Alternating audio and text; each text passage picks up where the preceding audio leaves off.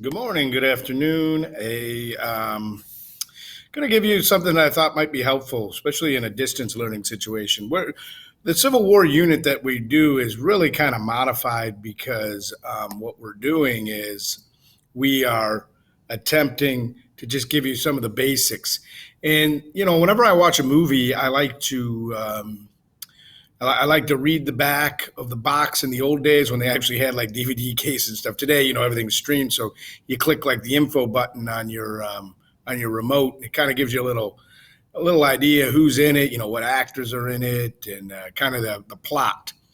Well, I thought, well, this might be good for some people, just in case you're not asking as many questions as you would in a normal school year, and just to kind of give you the basics of what's happening. It's by no means trying to explain everything. Not even close. It's just exactly what it's called, the basics. So the first thing is the war started went on from 1861 to 1865. Okay, the two sides were you had the North, which was also referred to as the Union, and that's the United States of America. The South, which were the Confederates, were really a group of people that were rebellious and were basically fighting the United States of America. It gets confusing because there's still so much.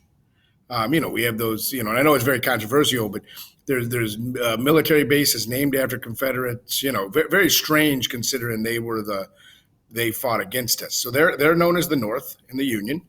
The South is known as the Confederacy, sometimes referred to as the Rebels. You've got the American flag. The one that I've got behind me is 28 stars. That's the, going to move out of the way for my little picture. That's 28 stars. That's when Texas was formed. And whoops, I don't know what that was. Hopefully I'm still recording. So this one here, I believe, has about 30, because we started adding states during the Civil War. Because this one would be after California. And let me see how many they've got. 3, 6, 7,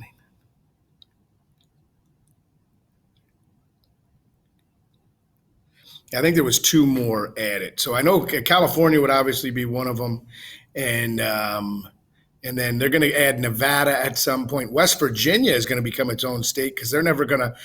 Virginia used to be larger, and they don't want to fight with the Confederacy. They want to stay in the Union. So that's how the state of West Virginia. So we're going to get about 4 states, I believe, during the Civil War. And I'm drawing a blank on one of them. But I know we've got Nevada and West Virginia. And but that's pretty much what they're doing. So they're adding states as we go. The southern one here is this is known as the Stars and Bars. Some of you have seen that battle flag. That is the very controversial one that is used by white supremacists a lot, and it's just a flag that invokes. It's controversial. That one is actually the flag of the battle flag of the Army of Northern Virginia, which is the Robert E. Lee's army. But this is the actual flag of the country, if you can call it that, but the Confederacy. And so this is how many states they had. And so here's kind of what we have here as the country. We have in the gray here, these were slave states that seceded before the war started in April of 1861. Let me get that thing off, make sure there's nothing I'm missing here. Then we have ones that, we have the ones that were after are these lighter gray. Virginia, North Carolina, Tennessee, and you see West Virginia was not a state until then. They stayed. And then you have some of these border states like Missouri that were Union slave states. So not all slave states joined the Confederates. Keep that in mind. The border states had slavery, but they didn't want to leave the Union. And then you had Oregon was another one of those. That was the one I was drawing a blank of a state that happened during this time. So that's pretty much who's fighting here. So you can see Texas here in our Texas history class, they were a part of the Confederacy. Okay, who are the political leaders? That's like your presidents and that sort of thing. We have for the Union or the North, we have Abraham Lincoln. Pretty much everyone's heard of him. Then for the Confederates in the South, we have Jefferson Davis. The military leaders. Now, there was many in the North. You've got Sherman, you got McClellan. But I'm just keeping it simple. And the guys that you're going to have to know about in seventh grade are Ulysses S. Grant. As you can see, one of the cool things that I found as a history student was when we get to the Civil War, that's when photography becomes a real thing, and you can see with the photography makes it a little bit different than having paintings or different things. Now, the only reason you're not going to get many action shots back then is because the way the photos were, you had to sit for a while, and it wasn't conducive to action. But our military leaders are Ulysses S. Grant, Robert E. Lee. Okay, now geography, very important features. This one has, and you may have to extend this if you want to take a look at this.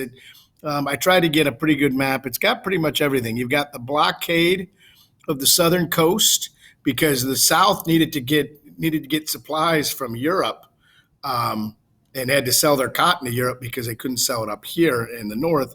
So you had a blockade. So the important features were they wanted to control the southern coast. They wanted to control the Mississippi River right here that's going to run up here.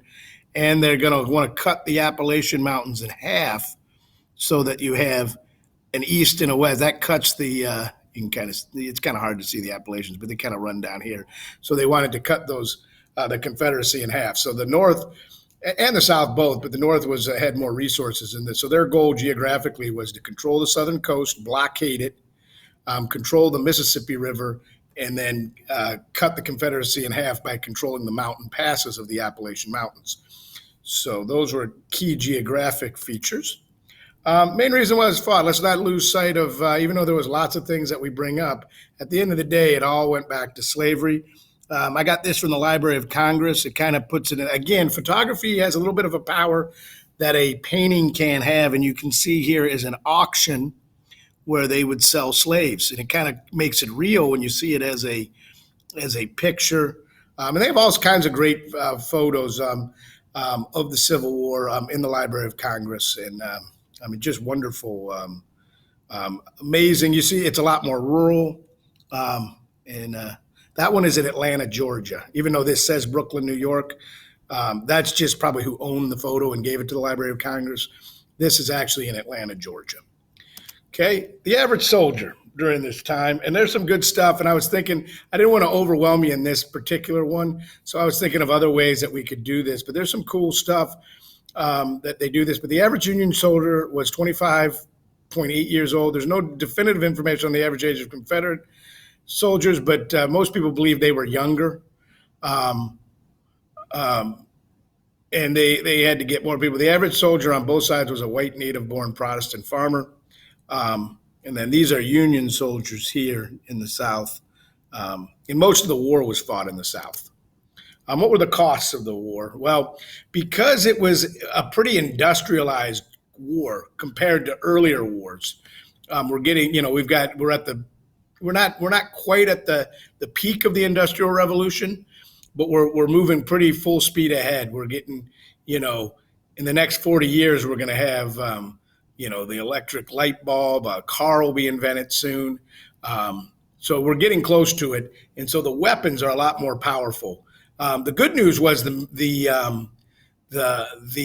medical care was so much better. It had a lot of amputees, but people that would have died earlier were not dying anymore. So a lot of good technology, but what that led was the Civil War had 620,000 deaths, because casualties also mean injured, had much more of that.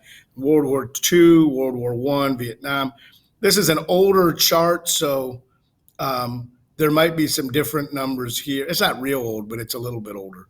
You see the Iraq, Afghanistan, you have the Gulf War from the 90s, Spanish-American War from 1898, Revolutionary War, the Korean War, Vietnam, and you see the Civil War and the costs that it had.